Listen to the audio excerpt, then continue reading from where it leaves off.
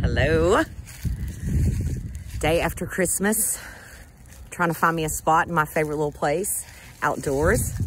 Hear the crunching of the leaves. It's really pretty out here. Hey, I hope y'all all had a wonderful Christmas. And I just wanted to share a few practices that I have that might be helpful to you. First of all, you can tell that I partaked in the Christmas festivities. It was a simple, loving day, but I ate ham and homemade potato salad that my mom made, and I definitely partaked in some extra sweets. So I'm wearing it in my eyes. But today is a new day, right? Today is the day the Lord made. I will rejoice in the Lord. So I got up this morning, and just kind of been like a practice of mine that I look forward to for a new year. So we talk about the Yule, like Yule tidings. There's certain songs that we sing as we close out in the end of the year, and we've just been in these festivities. But the Yule spiritually means rebirth and renewal, you know, and so we have different ways that we do that. But I was thinking about, so my new word, it's like obvious, it's coming up everywhere for 2022 is resilience. So there's always a word. I have some friends, we do some things that we really love, and we, you know, choose a word, and this is getting chosen for me. So it's resilience, and resilience is practice. So I'm going to be talking about that some. 2021's word was responsibility, right? So a lot of that played out in my life.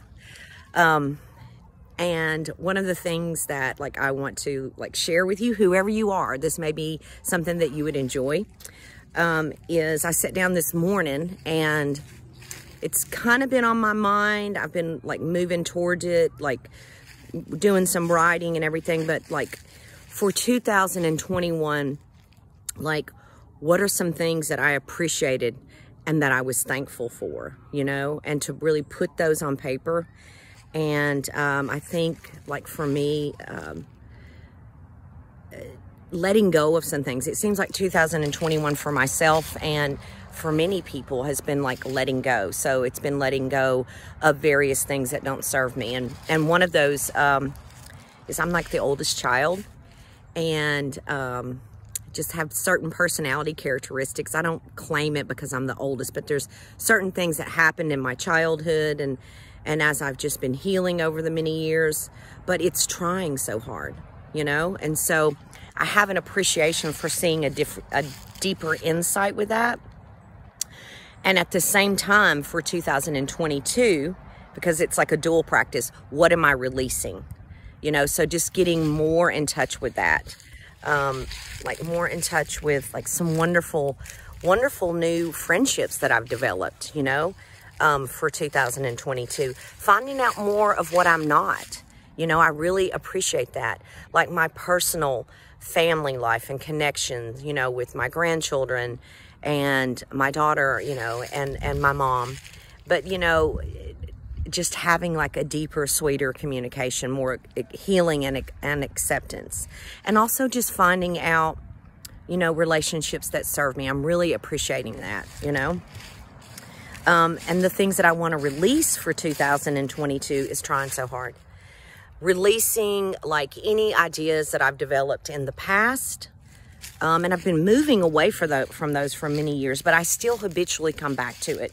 You know what I mean? Like the universe is always trying to redirect me in the most loving way, but releasing what other people's, or even like imprinted ideas that I have, limiting beliefs about what success is for Donna. You know, what success is for Donna. Like releasing the idea of that, releasing the hustle of always working so hard. I feel like in 2021, I was always like on, you know, always on working with whatever that was, even if it was things that I was enjoying, you know, so releasing that.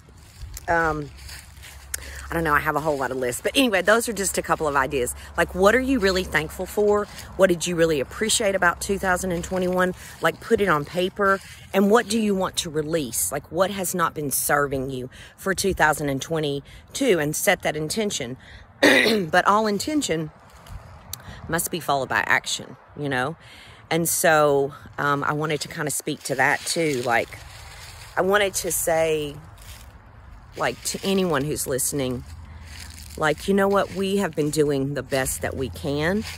And all of the things that we've been through in the last few years that are heightened, like, you know, there's been a lot of like collective grief, you know, mourning, the letting go, you know, systems that were in place, they're not working, you know. And so I personally do not believe that Spirit, God, Source would allow what's been happening with us in the last few years to happen if it wasn't for our highest good. But that does not like negate the pain that we've all been feeling, you know, the letting go, the dismantling of these systems.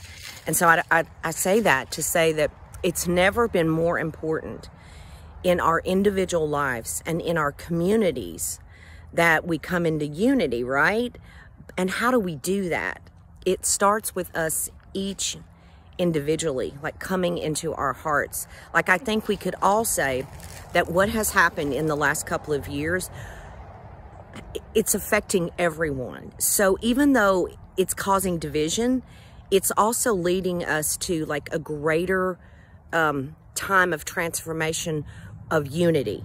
And the division has its purpose. It doesn't mean it feels good. I don't like it, but I do believe that it will bring us to oneness and unity. And so the most important thing that we can do as individuals is to get into our hearts, right? And so you're like, well, I don't know how to do that. I don't even know what to do. I've been trying so hard, and this has been so tough. And you know what? Like I hear you, you know. There's been some times here late where I'm like praying, like, Father, Mother, God, like, I do not know what to do. Intervene on my behalf. Please intervene on my behalf. I don't know what to do. And for you to honor that, you know, to not like feel bad about that, you know, but that all percolates inside, you know, to a deeper knowing. Like, I firmly believe, like, one of the spiritual teachers that I used to listen to a lot, she would always say, man, you don't know what you want until you absolutely know what you don't want. So a lot of us are coming to find out what we don't want. But it's still confusing. I mean, we have had eons of like poverty conscious and limitation, like just impressed upon us, you know, without our permission, you know, and that's generational. And so separating ourselves from that. And so just getting into your heart. I firmly believe that Father, Mother, God is coming for our hearts. And you're like, okay, well, that sounds esoteric and woo-woo. What does that mean? I mean, like really stepping into our spiritual nature. Like, everything is spiritual. And it is a threat if we are in our spiritual nature, because our true divinity is empowering. And just doing simple things like me coming outside, like, that is another thing that I'm so thankful for. Like, more in the last 2 years do I come outside. More and more have I become aware of how connected we are to Mother Earth. Like, she is a living, sentient being. And I thank her for just like holding us, you know, giving me a place to live, and a deeper appreciation for that, where I never had that before. I think I did when I was little, but I got away from it. I got caught up, right, in the demands of what society says that you need to do for the pursuit of happiness to be happy. And I say that we step into, or I say for me, I have to step into my spiritual nature. And thank God, like, the awakening that I had, which was very painful. You know, a lot of times an awakening happens when there's a crisis, and for me that happened. And so just when I say that, I don't mean that woo-woo, but I became more conscious of things. So getting into our spiritual nature, whether that is taking a walk for you. Some people like really enjoy chopping vegetables and being present, you know, not where it's under obligation or duty. You know, really self-care is so foreign to us. It gets a bad rap. Like taking time to be quiet, whether it be that you go have a long walk with a friend or read a book. Like, I love to read, you know, that's a quiet time for me to get in my spiritual nature. You know, whatever that is for you, but a time of quiet, you know, a time where you're present and you enjoy it, and that gets you in your heart, you know. So that's some of the things that I wanted to share. And you know, I also wanted to speak to, like, you know, a lot of things are being revealed to us, like, incrementally. Like, a lot of corrupt systems are being revealed to us, and that is, many people have known about that for many years and are handling it different.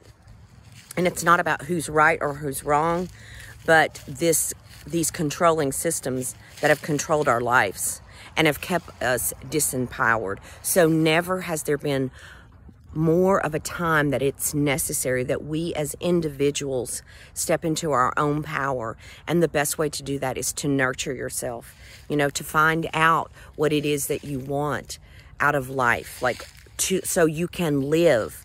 Like, live means to thrive, not be on the grind. Never has there been more of a time that we as peoples individually need to do our own spiritual work. Our nature is of spirit. Whatever that means for you, if it's going on a bike ride, I mean, whatever that is for you, I don't know what that is for you, but I just want to say that you are worth it, that you're amazing. And the way that we speak to ourselves, our I am presence is so, we have so much power with that. Christ consciousness, our I am presence is so powerful. And just, I don't know, that was just really on my mind. And remember that the Yule, as we move into 2022, you know, and maybe it won't happen in my lifetime, you know, but the next, like, 2020s are a total time of awareness and rebirth and renewal. And when that's happening, we got to wade through some shit, you know, and maybe we won't see it in our lifetime, but our children or our children's children, like, we are headed to great unity consciousness, but it starts with us individually. And I want to tell you that you're doing the best that you can, that I love you. And yeah, the Yule is about rebirth and renewal. So just again, like, even if it's just a couple of things, putting it on paper, what you were really grateful for in 2021, and what insight you got from 2021 that you want to release, you know, and even like just writing, like, you know, even a vision of intention for 2022, or just plain writing, whatever that is that's on your heart, whatever resonates with you, you know, deeper forms of, like, you know, meditation for you and grounding. And that's been another big one for me for 2021. Techniques of, like, calling my own energy back. So anyway, I love you. And the Yule, again, is about rebirth and renewal. And I hope this helped you. And man, like, 2022, let's do it, right? And you are enough, right? I love you.